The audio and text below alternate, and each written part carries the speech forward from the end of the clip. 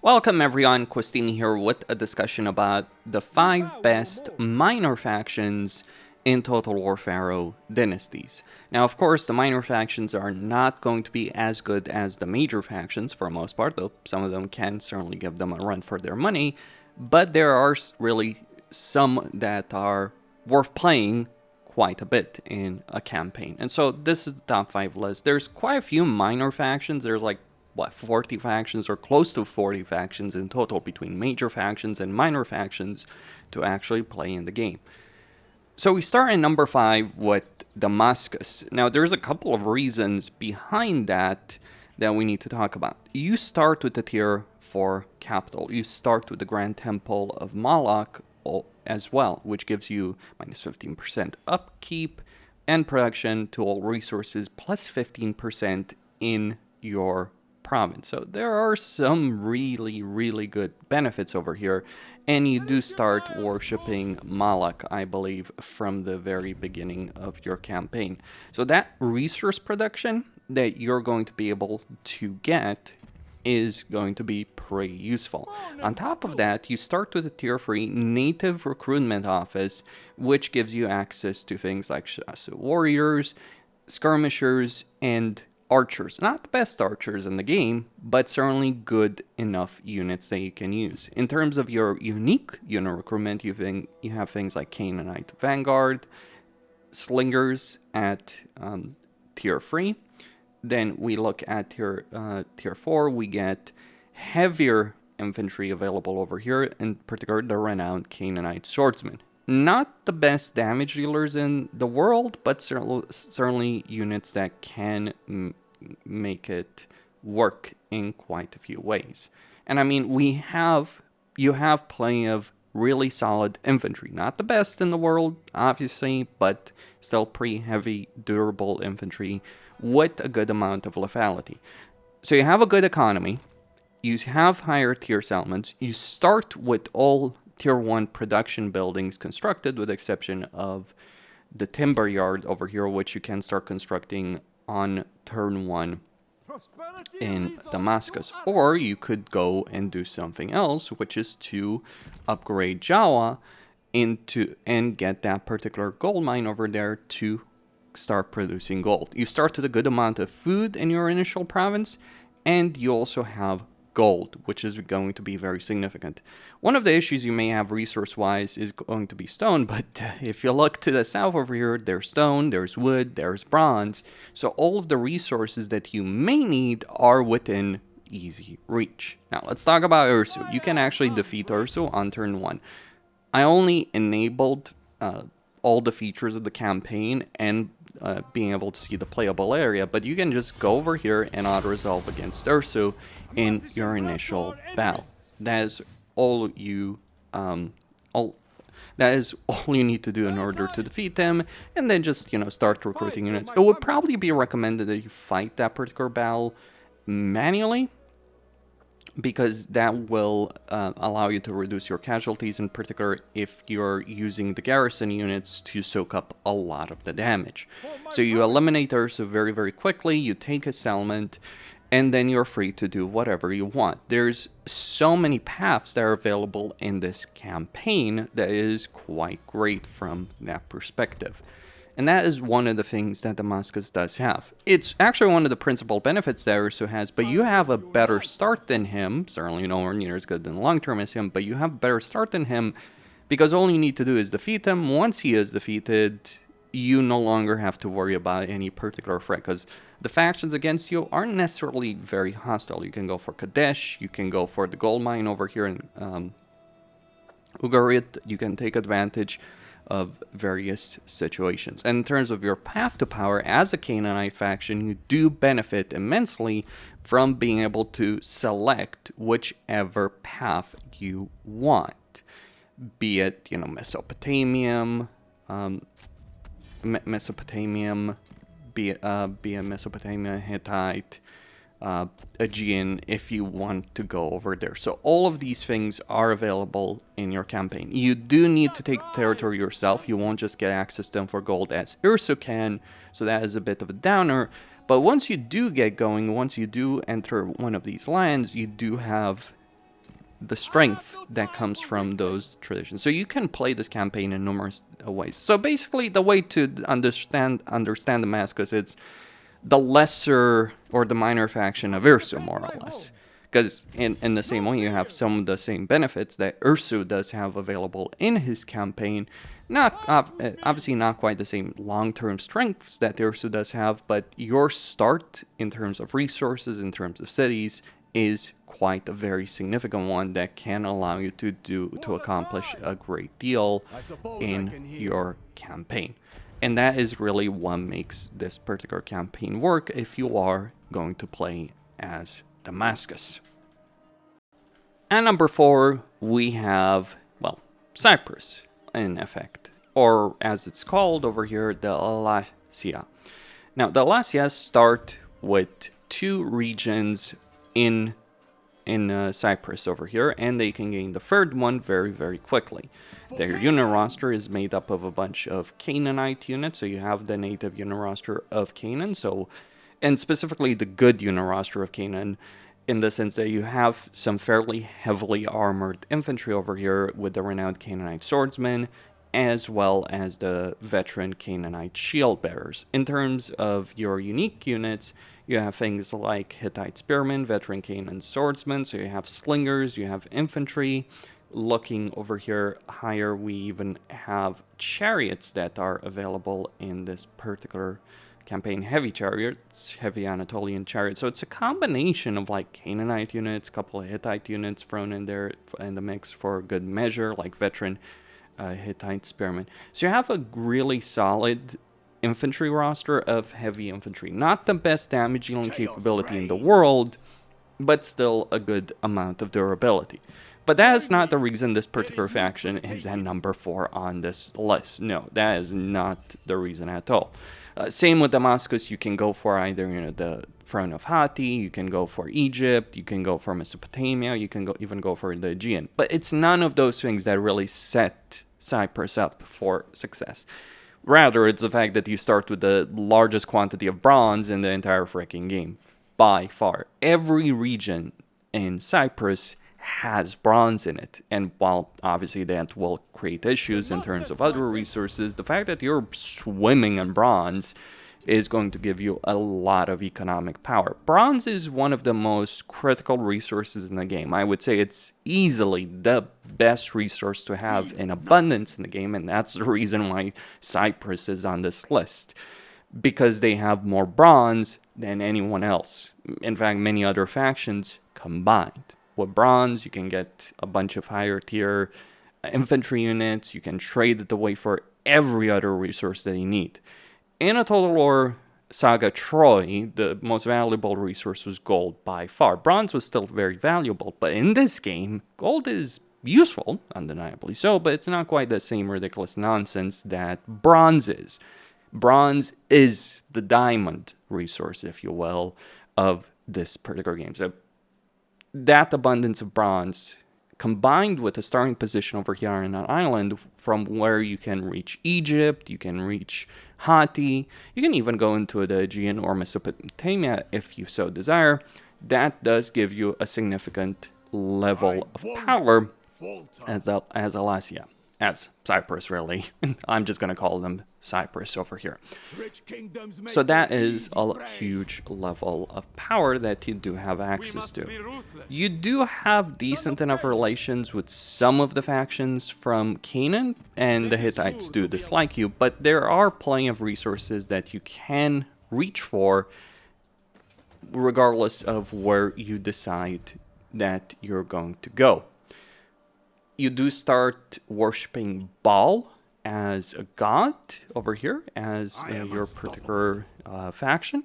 So there are obviously going to be some benefits with respect to Baal, though I would certainly recommend unlocking all the features from the beginning of the campaign if you're going to play a minor faction. But yes, here is Cyprus, the Bronze Age powerhouse during the Bronze Age collapse.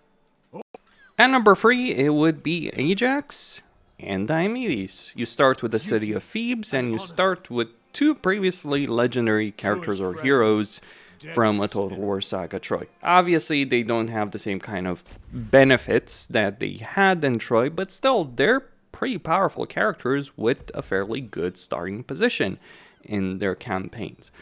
The Achaean roster has certainly been improved compared to where it was in Troy. So you start with the ability of recruiting Armored Axemen, pretty solid infantry, Achaean Hillmen, which are, again, pretty solid infantry, though on the lighter side, and Renowned Armored Slingers.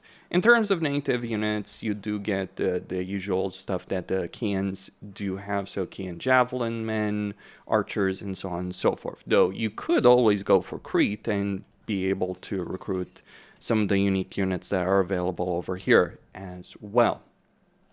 So just keep that particular aspect in mind over here when you're playing a campaign as any of the Achaeans. Now, you start at war with a minor faction, and your armies are split apart, but you can always force march Diomedes to go help out while Ajax fights the battle over here and eliminate this particular faction over here, the Aetolians, very, very quickly within one turn. And once that is done, well, you can do whatever the hell you want, really. There's so many opportunities over here. There's a gold mine over here to the north from a minor faction that no one's going to bother you if you go take them out, really. And you have a good amount of diplomatic power available as well in this campaign because, yeah, you do have good relations or decent enough relations with Mycenae over here. Especially if you do declare war on the Corinthians on turn 1 and get some resources over here. That will certainly push things in the positive. So that is a pretty good starting situation that you do have working for you in this particular campaign. In terms of local DLTs, you start worshipping Zeus, which is a significant benefit because Zeus reduces the construction cost. If we look at him, he reduces the construction cost for management and administration building. So this is management, this is administration. That can be particularly useful, especially if you're trying to get your workforce growth to a fairly high level, or if you just want to increase your influence in a particular region. In terms of the path to power, you do have the ability of obviously going for the Aegean royal tradition from turn 1. And the benefit of the this particular royal tradition is that there is one spot that is open. So this is the kind of spot that is designed to be used by any of the minor factions in the Aegean. So be it Achilles, Sarpedon, Odysseus, they do have that particular slot available. The reason Ajax and Diomedes end up winning this list compared to those other factions is that you have 2-for-1 over here between Ajax and Diomedes, and you have a really good, solid starting position with a good amount of resources available fairly early on. You only start with food in your initial province, so that is a bit of a letdown, not gonna lie. But at the same time, you have so many resources available so close by that it isn't really going to be much of a problem to be dealing with any kind of resource problems. Hell, you could just take the Aegean gold mine over here and then Altus and just go conquer over here this particular bit of territory and maybe take Sparta from Mycenae, if you want to. Take Sparta for diplomacy. I wouldn't go to war with Agamemnon over here in the game, but you could possibly trade away Aegean for the sake of, say, Sparta, and maybe make it work in the long term with some other settlement. Maybe, take Athens and sell that over there to Agamemnon, again, for the minor settlement that runs over here. Depends on what you want to do. You do have a bunch of choices that you do have. And you do have access to the dominance mechanic that Diomedes used to have in his particular campaign. So there are a bunch of tangible benefits available here in this campaign, regardless of how you decide to play it. I mean, you just need to eliminate this minor faction very, very quickly, though keep in mind they do have 2 armies, as you can see over there. And you're in a relatively safe starting position over here because Odysseus is not really going to be a problem. The Peloponnesian factions are not going to be a problem, so your choices over here starting from Thebes, there are plentiful choices. It would have been nicer to have, you know, better variety of resources. You do at least have wood from the very beginning, but yeah, let's just say that is not particularly the most exciting resource that you can start with. Though keep in mind the Achaeans do have the ability of gaining wood through various structures over here in their campaign. So that is number 3. Now, I wish to point this out before I move on, that the factions so far, the minor factions so far that I've talked to, they are inherently inferior to the major factions in the game, all of them. And regardless of the major faction we're talking about, they're inferior. The top 2 factions, I wouldn't say they are superior, but they certainly are on the level where they can absolutely give any major faction a significant run for their money in a lot of ways. Because at number 2, we have Merneptah, the Pharaoh of Egypt, who starts as Pharaoh with all of the benefits that come from that. Regardless of whether or not you choose to have all of the features unlocked from the beginning of a campaign or not, let's just say Merneptah does start in a very, very strong position over here.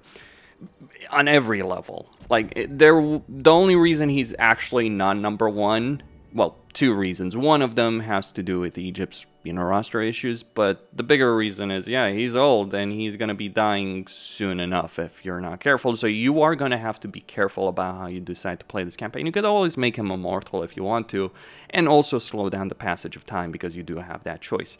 But here's the thing. You start with 3 freaking vassals. And on top of that, pretty much everyone in Egypt likes you one way or another. Like, you know, Seti, obviously, who's your heir, is gonna get along well with you. Tosret, who's married with Seti, she's gonna get along well with you. Amenmess obviously doesn't particularly care too much about you, but, you know, you can always make it work at the very least with... you can always make it work with Ramesses. And I just want to point out that the starting resources that I selected over here, that I have over here, were not for campaign customization. So you start with an enormous, gigantic freaking pile of gold. And if you unlock the features from the beginning, you have all of the elite units that come from being Pharaoh of Egypt. And you have a freaking load of them. This is no freaking joke. You genuinely might be able to get one of the best starting armies in the game with this. Because, again, you have a lot of gold available over here. And you'll just be able to dominate all of your opponents with ease. So you get vassal tribute. And you do start with a massive stockpile of resources. The downside, if you want to talk about that, but the particular downside is the fact that, yeah, you don't really have those resources to begin with. All of your regions are food regions. Yeah, you might have more food than anyone else, and you might have more food than anyone knows what to do with. But all the same, you do obviously have some problems from the very beginning of your campaign. But, like, this is no joke. You just dominate the entire area over here, and then you start going for whatever resource you might need from a particular faction. I'd recommend going into the desert, you know, like, just sell desert. There's plenty of gold, stone, you know, various other resources available over here that you could genuinely go for if you want to. Also, kill Ramesses' dad because, yeah, you are going to want to do so. Though, be careful about how you do so, because Ramesses is not going to be particularly happy about that aspect. Okay, nonsense aside, because you do start as freaking Pharaoh, and not just that, you start as Pharaoh and you worship Fa as a god. I don't think he's really the best god in necessarily every way possible, but his shrines do give you more food, so you can swarm your enemies with freaking armies if you want to over here, if you want to go with that. And you certainly won't be facing rebellions over here. But you start with the Pharaoh position over here, and one of the things that you can absolutely do is, yeah, well, let's just say throw someone out of court and claim the position for yourself over here if you want to. also, you can make various requests over here. Like, the reason you get these elite units is because, yeah, you are the freaking pharaoh.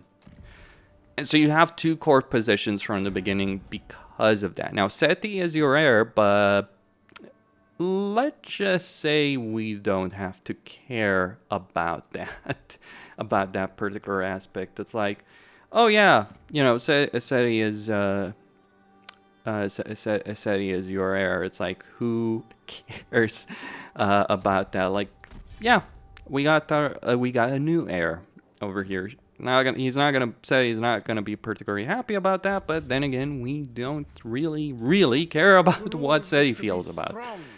It's because this faction is meant to be destroyed, so you got to keep in mind the legitimacy aspect over here that you are going to be dealing with. But for the core positions that you do have and the various benefits that you do start with, it is certainly possible to make all of this work. Recommendation, go try and push as hard as possible for legitimacy to prevent that civil war. And that is one of the principal benefits you do have as Merneptah. You can prevent the freaking civil war if you want to. You just need to gain enough legitimacy to ensure that does happen.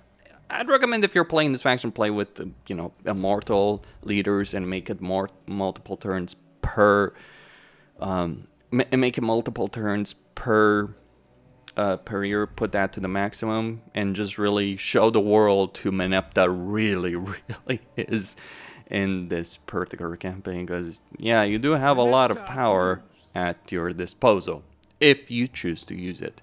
I'd recommend maybe selling some of that gold for other things and maybe not going with as many elite units, but still, huge level of power. And if it wasn't for that caveat that Merneptah is intended to die, right, after a certain period of time, though I think you can prevent that, but still, on a baseline level, he will die fairly quickly. So just be aware of that. Be aware of the consequences that you are dealing with in this campaign. But you can certainly make it work in a lot of ways. Like, seriously, if Merneptah wasn't destined to die on a baseline level, this would genuinely be the best minor faction in the game by far. Like, you start with a lot of territory. Even if it's food only, you do at least start with it. It will take you some time to get it going because, yeah, you do have some problems in terms of, you know, getting the food production up, but once you do get it going and once you do pull it all off, the power is there. So that leaves the number 1 faction. I think you can guess which one it is going to be. And finally, at number 1, it is, of course, Assyria, or Assur, however way you want to pronounce it. See, Assyria is not led by an old man who is going to die soon enough and is destined to die. No, it's led by a young guy who does need a wife, to be sure, but that isn't really a problem because you do start with some decent enough choices over here. So that is already a pretty solid benefit that you do have having a young faction leader over here available in your campaign, and yet also at the same time starting as the king of the universe with no freaking rival available in your campaign, as well as being able to get the Thunder Mace of Ninruta, which gives you influence and melee lethality for your bodyguards in the army, not your entire army. All the same, a good level of power available from the beginning there. Top of that, if you do start with Ancient Legacies with all features unlocked, you will be able to recruit a bunch of elite units, specifically the High Royal Guard, which are exceptionally good sword infantry in the game, though on the expensive side, and Assur Horsemasters. Speaking about the Assur Horsemasters, one of the principal benefits over here is that, you know, those cavalry units that the main Assyrian faction, the major faction, has? You have them as well. While you don't have the same number of units that Assyria has, you do have the same cavalry units that they have as well. And that is a pretty big benefit. You also start with tier 4 capital that you can, on turn 1, with initial resources, start turning it into a tier 5 1, if you so desire. You also do start worshipping Assur over there. And the benefits that you get is siege hold at time, but more importantly, workforce growth, which is pretty useful when you start with an entire province under your control that is pretty well developed. And you have every type of resource available from the very beginning with the exception of wood, which isn't really a problem, as you might notice, because yeah, I am gaining a lot of wood over here because the Assyrians have ports that bring them wood.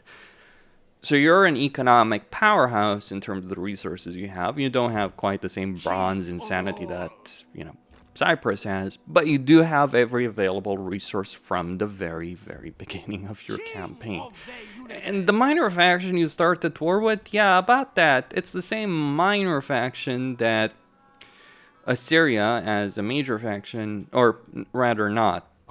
They only started war with you. Okay, fair enough. But you can take this territory and sell it to Assyria if you so desire over here. And get good diplomatic relations and maybe even adopt him in your dynasty and eventually work on the confederation aspect with him. And you can prevent the civil war if you so desire. You don't need to fight the civil war in order to have access to the power that is available over here. Furthermore, on top of that, you do start with 2 positions in court, 2 out of 5 over here. One of them giving you the royal guard, and plots against you have a lower chance of success. The other one giving you the Assur Horsemaster as an elite unit, and allowing you to disband the rebellion if you so desire. And you can also throw people out of court if you so desire, or just make requests over here for a variety of units if you want to go for that particular scenario. So there are quite a lot of things to like about playing the King of the Universe. You do start with 2 armies, 4 units in one. Not really a great one, gotta say. But 4 units in one of those armies, as well as 7 units in another one, as well as the ability of getting some very elite units very quickly from the beginning. Though you probably will need gold in order to get those your Horsemasters, but let's just say these guys demolish everything that comes in their path, so you'll be able to defeat this minor faction very, very quickly over here. You might actually need to trade for a bunch of stone very quickly in this campaign, but there's a lot of possibilities that are available over here. There's a lot of power that is available in this particular campaign from the very beginning. And yeah, I'd recommend going for the Lawgiver, or if you want to go for Sargon the Great, he is also available. Make Babylon work for you as well. Like, seriously, it's not even a joke, really. You can actually have good relations with Babylon over here in this particular campaign. In fact, many people do actually like you over here if we're considering the diplomatic situation. Obviously, the factions that the factions that you start the faction you start a war with won't, but other factions, yeah, you will be able to get along with them. There's a lot of Mesopotamian factions available over here. You also don't just start with 1 province, you start with 2 or 1.5, really. And the faction over here is not really going to be able to stop you. Like, your Horsemasters will be able to obliterate them fairly easily, though you will need to fight the siege. There's also a ton of resources, gold, stone, other things available in this campaign. But again, you start with gold and stone in this campaign. You start with bronze in this campaign, and and you start with also 2 food settlements. So everything that you could ever want in terms of resources, you start with a huge amount of them. Not quite the same ridiculous nonsense as Merneptah, who it is massive pile of gold, but all the same, you at least have the ability of getting that resource production going very, very quickly in this particular campaign. And just end up dominating the entirety of Mesopotamia very, very easily. As opposed to having to fight tooth and nail to be able to gain that power. Let me just tell you this. Fighting the civil war over here in Mesopotamia is not an easy task, because all the strengths that I just listed here, yeah, the AI has them. And they will make your life hell when you're trying to take them down. But that would be all. Costin here signing out. Don't forget to subscribe, like, and enable notifications, and stay tuned for more.